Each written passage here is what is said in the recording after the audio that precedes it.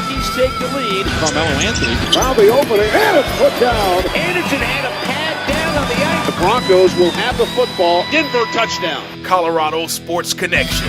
Hello everybody and welcome to Colorado Sports Connection. We're coming to you from Big Bill's New York Pizza in Centennial. And today's guest, a very special guest, Broncos linebacker Karl Mecklenburg, drafted in the 12th round and the 310th pick overall. And today he's also a motivational speaker. Karl, welcome to the show. And one of the first questions I ask all of my guests is, how did you end up in Colorado? Well, I got drafted, like you said, 310th pick of the draft. I was 20 guys away from Mr. Irrelevant and stuck with the team. I love it here. Of all the places to end up getting drafted, I could have ended up in some god-awful place like Philadelphia or something. I ended up here and loved it.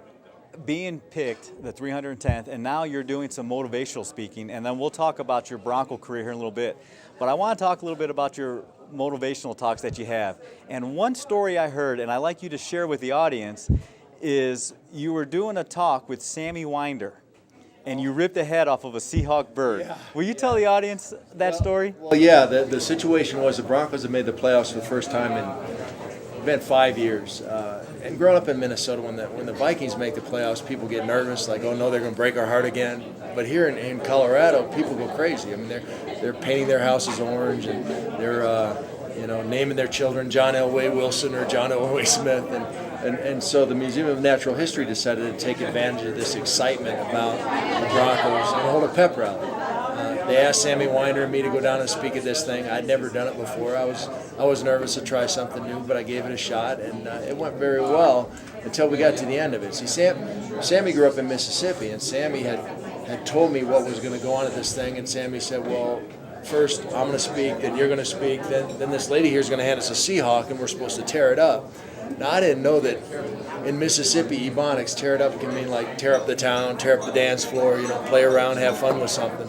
So I literally tore this stuffed bird in half and tore the head off and threw it out in the crowd. The crowd's going, I thought it was great until I found out that the bird was actually an osprey, and it was part of an ongoing study of the osprey species that they collected an osprey each and every year through the years, and this osprey that I had torn to shreds had been collected in 1910. So it was a tough lesson to learn, but I had the courage to try it again and again and again. I was right. I love public speaking. It's what I do for a living now. I've been able to travel around the country doing. I actually had a speech in South Africa in April.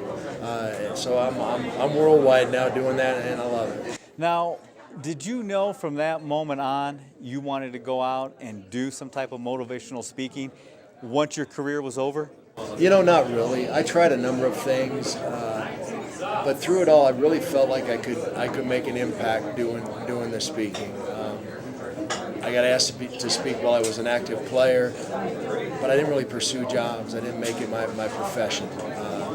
I'm a member of the National Speakers Association, have been for the last 5 years. I've learned a lot about the business, how to make the presentations properly, how to really tailor each presentation so it meets the needs of the company or the association I'm speaking to. So it's become kind of my passion, the same way that football was. When I talk to groups, I talk about finding that desire, that passion, that mission for your life.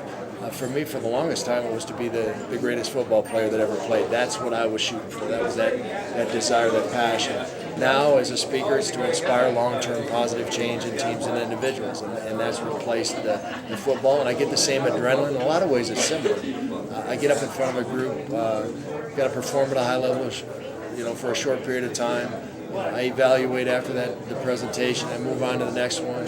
I game plan each and every presentation to meet the needs of that group. So in a lot of ways, it's similar to football. Now, and I'm sure you've heard this thousands of times, is that how do you get the same adrenaline rush, motivational speaking, than by going on the gridiron?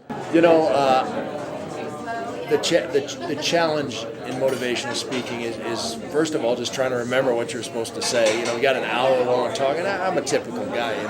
5 minutes on the phone is long enough for me, and the thought of speaking for an hour uninterrupted really was spooky to me at first, and now I'm used to it. I love it. But the thing is, you're up there and you're performing. You know, it's the same as I'm sure you feel when you get up in front of a camera. It's a similar deal where I'm performing.